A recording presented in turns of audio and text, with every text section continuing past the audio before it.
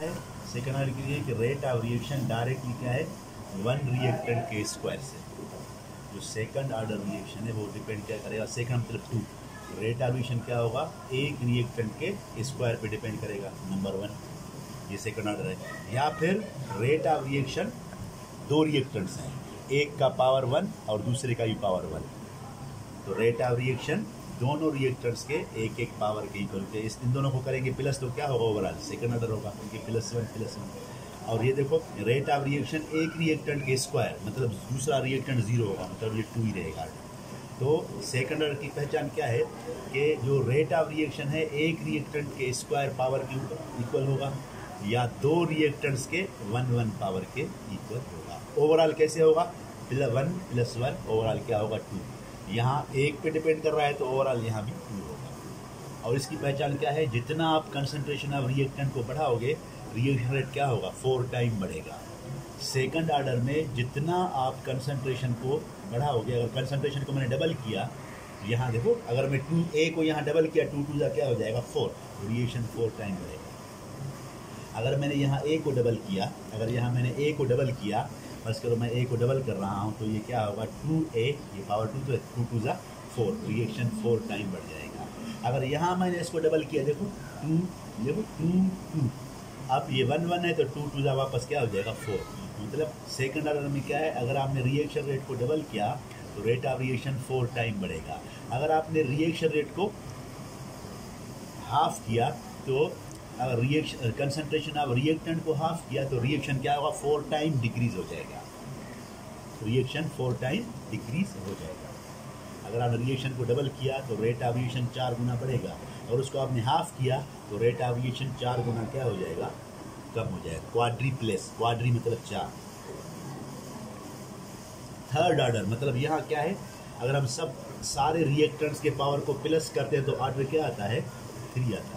मतलब क्या है, रेट ऑफ रिएक्शन अगर एक रिएक्टेंट पे डिपेंड करेगा तो उसका पावर क्या होगा 3। तो rate of reaction directly cube of first reactant, इसको ऐसे लिख सकते हैं, रेट किससे इक्वल होगा के, ए का क्या होगा क्यूब, ए का क्यूब। अगर ए का क्यूब पे डिपेंड कर रहा है, ये भी हो सकता है थर्ड ऑर्डर। दूसरा आप कह सकते हैं rate of reaction square of one reactant and first power of second reactant. अब देखो जो रेट ऑफ रिएक्शन है एक रिएक्टेंट के स्क्वायर से और दूसरे रिएक्टेंट के पावर 1 से, अब इन दोनों को प्लस करो भी क्या आता है ऑर्डर 3 आता है।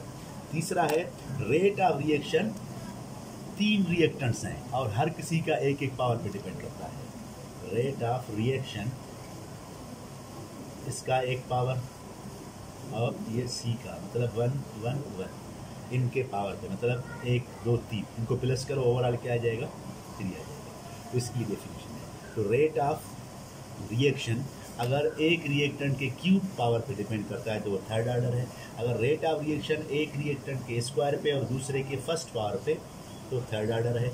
अगर रेट ऑफ रिएक्शन 3 रिएक्टेंट्स है हर किसी के एक एक पावर पे डिपेंड करता है तो भी थर्ड ऑर्डर। इसकी पहचान क्या है, अगर मैं कंसंट्रेशन को क्या करूं, कंसंट्रेशन को अगर मैं डबल करूं तो देखना, अगर मैं कंसंट्रेशन को डबल करूं, देखो अगर मैं ए को डबल करूं तो क्या होगा, ये हो जाएगा 2/3। तो 2 को हम क्या करेंगे 3 टाइम मल्टीप्लाई करेंगे, क्या हो जाएगा 8। अगर मैं कंसंट्रेशन को डबल करूंगा तो रिएक्शन रेट 8 गुना बढ़ेगा, ये हो जाएगा थर्ड ऑर्डर।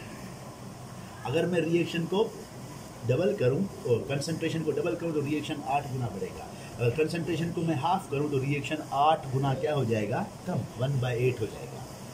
इसी तरह देखो अगर इसके कंसंट्रेशन को डबल करूं तो क्या होगा 2, इसको डबल करूं, ये पावर 1 है तो 2 रहेगा, ये 2 2 4, ये 4 होगा तो 4 2 8, वापस 8 आएगा। इस पे देखो इसको डबल करो, इसको डबल करो, इसको डबल करो तो क्या हो जाएगा 1 1, ये 2 रहेगा तो 2 2 4, 2 2 4, 4 2 8, मतलब ये है। अगर थर्ड ऑर्डर रिएक्शन की पहचान क्या है, कंसंट्रेशन को डबल करोगे रिएक्शन 8 गुना बढ़ेगा। और फोर्थ है जीरो ऑर्डर। जीरो ऑर्डर में क्या होता है, जीरो ऑर्डर में क्या होता है, कंसंट्रेशन ऑफ रिएक्टेंट पे रिएक्शन रेट डिपेंड नहीं करता। जैसे कि हम हैबर्स प्रोसेस में क्या पढ़ रहे थे, अमोनिया सिंथेसिस,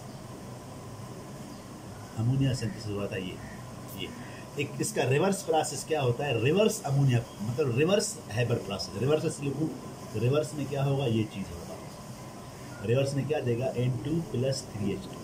जो रिवर्स हैबर प्रोसेस है वो ज़ीरो ऑर्डर है। रिवर्स हैबर प्रोसेस क्या होता है, ज़ीरो ऑर्डर होता है। रिवर्स हैबर प्रोसेस क्या होता है, ज़ीरो ऑर्डर। जो रिवर्स हैबर्स है वो ज़ीरो ऑर्डर है। मतलब इसमें हम क्या लिखूँगा, रेट क्या होगा, रेट = K।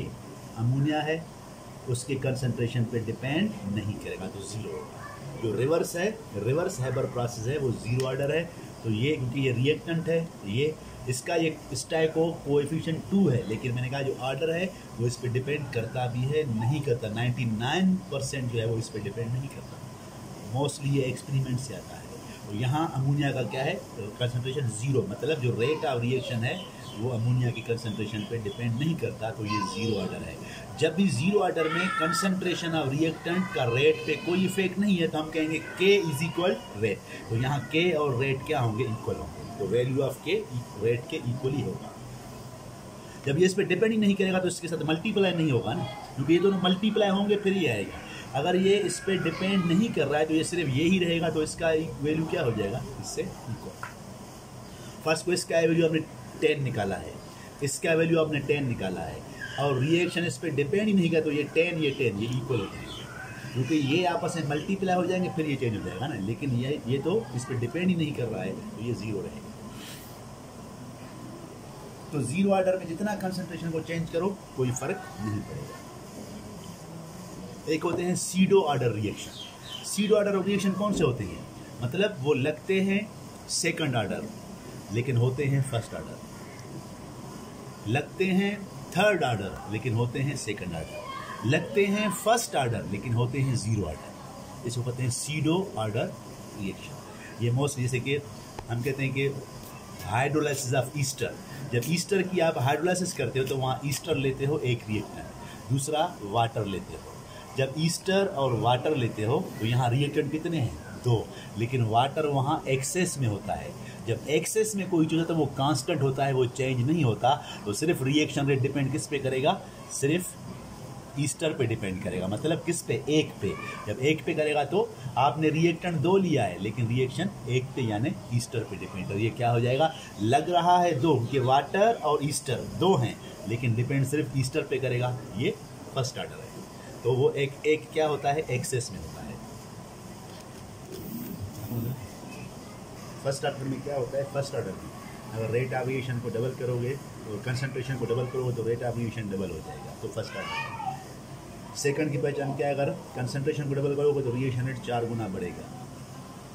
थर्ड की क्या है, कंसंट्रेशन को डबल करोगे रिएक्शन रेट 8 गुना बढ़ जाएगा, और ज़ीरो में जितना बढ़ाओगे रेट पे कोई फर्क नहीं पड़ेगा। उसके बाद आते हैं types of the reaction. Reaction 2 types के होते हैं, एक होते हैं एलिमेंट्री रिएक्शन, एक होते हैं मल्टी स्टेप रिएक्शन यानी complex reaction. Most of the organic reactions क्या होते हैं, कम्प्लेक्स रिएक्शंस होते हैं।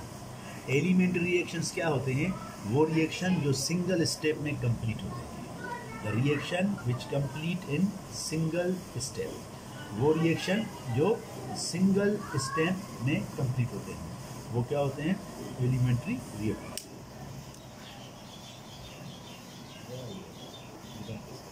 सिंगल स्टेप में कंप्लीट होते हैं उनको हम कहते हैं एलिमेंट्री रिएक्शंस।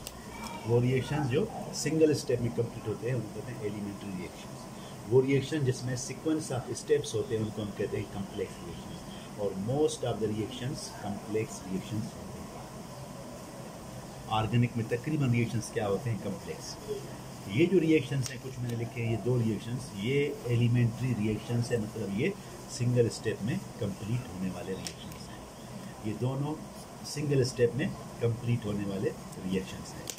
ये दोनों सिंगल स्टेप में, मतलब BCl5 BCl3 Cl2 ये एक ही स्टेप में होता है। सल्फर डाइऑक्साइड ऑक्सीजन ये एक ही स्टेप में होता है। तो एलिमेंट्री रिएक्शंस कौन से होते हैं, they complete in single step. दूसरा होते हैं कम्प्लेक्स रिएक्शंस। कम्प्लेक्स रिएक्शन का यहाँ मैंने एग्जांपल लिखा है। कम्प्लेक्स रिएक्शंस क्या होते हैं, ये रिएक्शंस एक से ज़्यादा स्टेप्स में कंप्लीट होते हैं। जैसे कि ये देखो, ये है ओवरऑल रिएक्शन। ये देखो NO2 CO मिलके क्या बनाते हैं, NO और CO2, ये एक रिएक्शन है। लेकिन हमें यहाँ नज़र आ रहा है एक स्टेप, लेकिन ये एक स्टेप में नहीं, ये 2 स्टेप में हुआ है। ये इसके स्टेप्स हैं। NO2 पहले क्या होगा, 2 NO2 मिलेंगे आपस में, क्या बनाएंगे, एक NO3 और एक NO, फिर क्या हो जाएगा, फिर जो NO है, जो NO3 है वो क्या हो जाएगा, NO3 CO से मिलेगा, क्या बनाएगा, NO2 और CO। ये 2 स्टेप हैं। इसमें जो एक स्टेप है वो स्लो स्टेप है और दूसरा स्टेप क्या है, फास्ट स्टेप है। लेकिन यहाँ तो हमने ओवरऑल रिएक्शन लिखा है, तो ये 2 स्टेप में हो रहा है। अब इसको हम ओवरऑल कैसे करेंगे, जो चीज़ प्रोडक्ट और रिएक्टेंट में सेम है उनको काट देंगे। देखो NO3 यहाँ भी है, यहाँ भी है, क्या हो जाएगा, कट जाएगा। NO2 यहाँ है और NO2 यहाँ है, यहाँ 2 हैं, तो एक NO2 एक NO कट जाएगा। बाकी यहाँ क्या रह गया, रिएक्टेंट साइड क्या रह गया, NO2 और CO, और प्रोडक्ट साइड क्या रह गया, NO और CO। तो ये ओवरऑल है, लेकिन ये रिएक्शन ओवरऑल है, लेकिन हुआ कितने स्टेप में, 2। लेकिन इसमें एक ऐसा स्टेप है जो क्या है, स्लो स्टेप है। और मल्टी स्टेप रिएक्शन में जो स्लो स्टेप है इसको हम कहते हैं रेट डिटरमाइनिंग स्टेप। जो रिएक्शन एक से ज़्यादा स्टेप्स में परफॉर्म होता है, उस रिएक्शन में जो स्लोएस्ट स्टेप है वो क्या होता है, रेट डिटरमाइनिंग स्टेप होता है। उसी से ही ऑर्डर ऑफ द रिएक्शन को हम लिख सकते हैं। अगर किसी भी रिएक्शन का आपको रेट डिटरमाइन स्टेप पता है, उसी को आप ऑर्डर में लिख सकते हो। हमने कहा ऑर्डर हम कैसे मालूम करते हैं, एक्सपेरिमेंटली। लेकिन रेट डिटरमाइनिंग स्टेप अगर आपको पता है, उसके जो स्टोइकोमेट्रिक कोएफिशिएंट्स है वही ऑर्डर ऑफ रिएक्शन है। उसके जो स्टोइकोमेट्रिक कोएफिशिएंट्स है वही क्या है, ऑर्डर ऑफ रिएक्शन है। तो हम कहेंगे ऑर्डर ऑफ रिएक्शन को हम किससे मालूम करते हैं, जो स्लो स्टेप है। जो स्लो स्टेप में जो भी रिएक्टेंट्स हैं उनको, आप देखो स्लो स्टेप में कौन कौन से रिएक्टेंट्स हैं, एक NO एक NO, तो हम क्या लिखेंगे, रेट इज इक्वल क्या होगा, K, किससे, NO 2 है, NO2 कितने हैं, 2, तो 2 NO2 है, लेकिन कितने हैं, 1 मोल, कितने मोल हैं, 2, तो इसका पावर यहाँ क्या हो जाएगा, 2। क्या इस स्लो स्टेप में CO कहीं है, CO स्लो स्टेप में नहीं, किस में है, फास्ट में। तो मतलब रेट ऑफ रिएक्शन जो है वो CO पे डिपेंड नहीं करेगा। तो एक ये मेथड है कि स्लो स्टेप से आप रेट ऑफ रिएक्शन को डायरेक्ट लिख सकते हो। स्लो स्टेप में जो भी रिएक्टेंट्स हैं, मैंने कहा कि जो ऑर्डर ऑफ रिएक्शन है, जो उसमें पावर है, ऑर्डर ऑफ रिएक्शन का पावर हम कैसे मालूम करते हैं, एक्सपेरिमेंट से जनरली। लेकिन ये जो स्लो स्टेप आपने कैसे मालूम किया है, एक्सपेरिमेंट से मालूम किया है ना। तो स्लो स्टेप में जो स्टोइकोमेट्रिक कोएफिशिएंट्स हैं, स्लो स्टेप में जो स्टोइकोमेट्रिक कोएफिशिएंट्स हैं वो इक्वल टू द ऑर्डर होते हैं। मतलब ये स्लो स्टेप में क्या है, NO2 कितने NO2 है, 2, तो 2 इसके पावर में मैंने क्या लगाया, इसके पावर में 2, मतलब ये सेकंड ऑर्डर है। और क्या स्लो स्टेप में CO2 है, नहीं। जब स्लो स्टेप में CO2 नहीं है तो रेट ऑफ रिएक्शन CO पे डिपेंड नहीं करता। तो हम कह सकते हैं स्लोएस्ट स्टेप वो स्टेप है जिससे हम ऑर्डर ऑफ रिएक्शन को निकालते हैं। स्लोएस्ट स्टेप में ऑर्डर ऑफ रिएक्शन कैसे निकालोगे, जो स्लोएस्ट स्टेप है उसमें जो कंसंट्रेशन ऑफ रिएक्टेंट है उसको लिखोगे, और उसके जो कोएफिशिएंट्स हैं उसको पावर में लिखेंगे। मतलब कोएफिशिएंट किसके, स्लो स्टेप में जो रिएक्टेंट्स के कोएफिशिएंट्स है वही ऑर्डर के बराबर होते हैं। ये चीज़